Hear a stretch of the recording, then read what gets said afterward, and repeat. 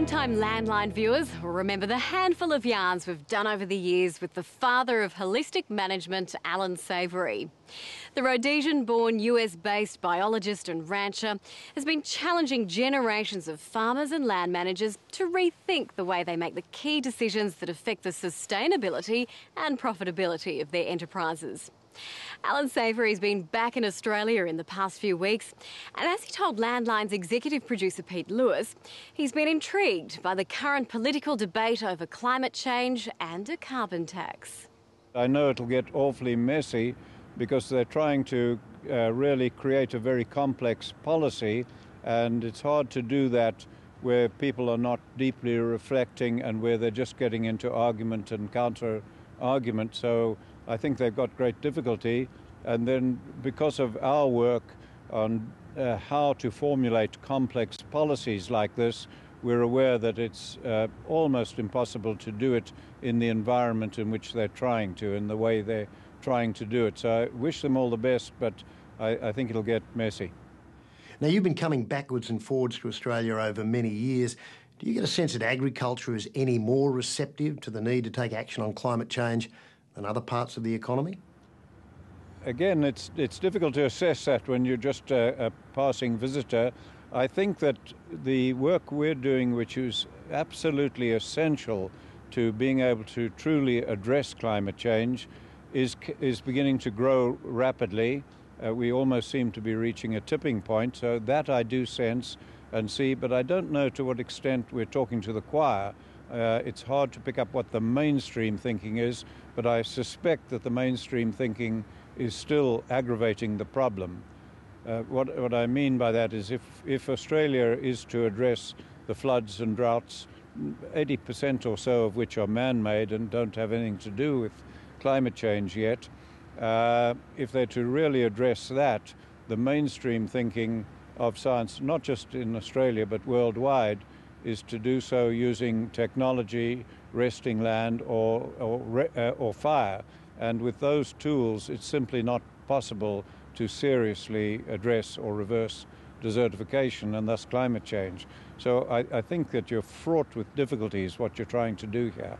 One of the problems we have here is that everybody, science and everybody, was looking for some silver bullet, some magic, some technology to be told what to do. Nobody, least of all myself, was looking for a new way to make decisions. We weren't even looking in the right area. None of you get it. Do you know what the secret of life is? No, what? This. Your finger? One thing. Just one thing. You stick to that and everything else don't mean shit. That's great, but what's the one thing? That's what you gotta figure out. What Allan Savory has in mind is a decision-making process focused on a single holistic goal. Holistic means the whole is greater than the sum of its parts. In other words, never take your eye off the big picture when making decisions about the detail.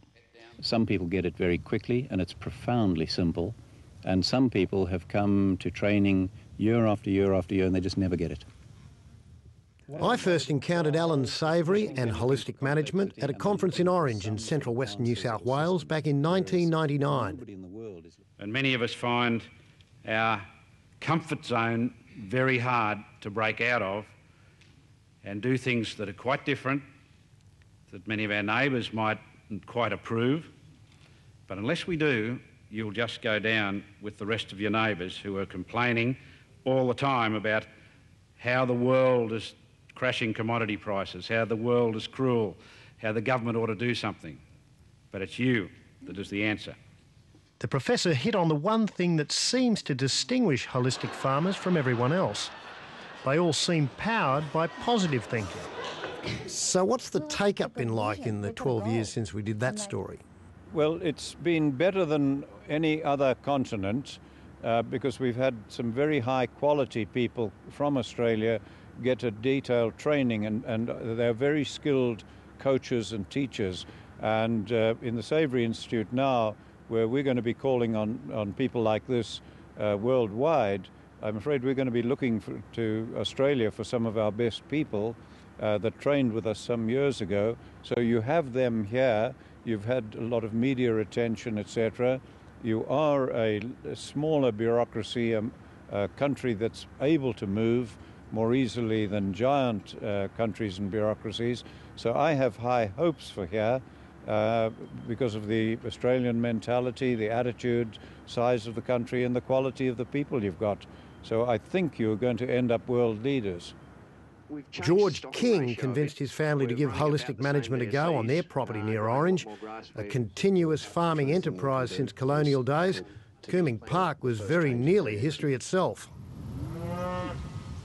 We couldn't afford to improve it traditionally, nor could we afford not to improve it.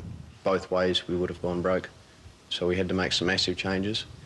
The main change we made was about the end of January last year. We put all our mobs together, going from about 25 mobs of stock to one mob.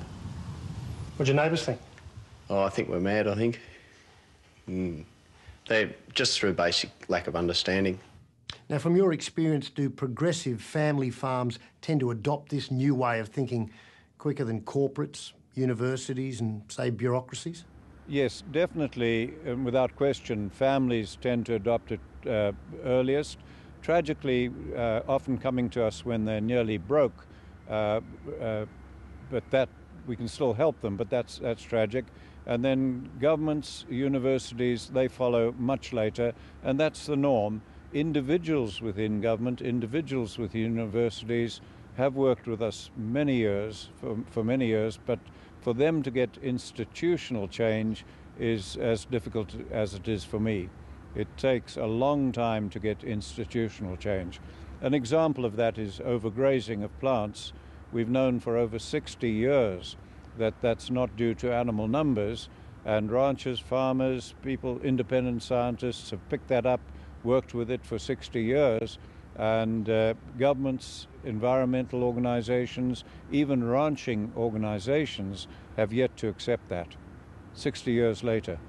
I've made quite a lot of mistakes in the first year. We're sort of pioneering this a bit in this district, but it's all learning experiences, and it's a lot better than what we were doing the previous year. So has George King won over all those sceptical neighbours? Not yet, I don't think.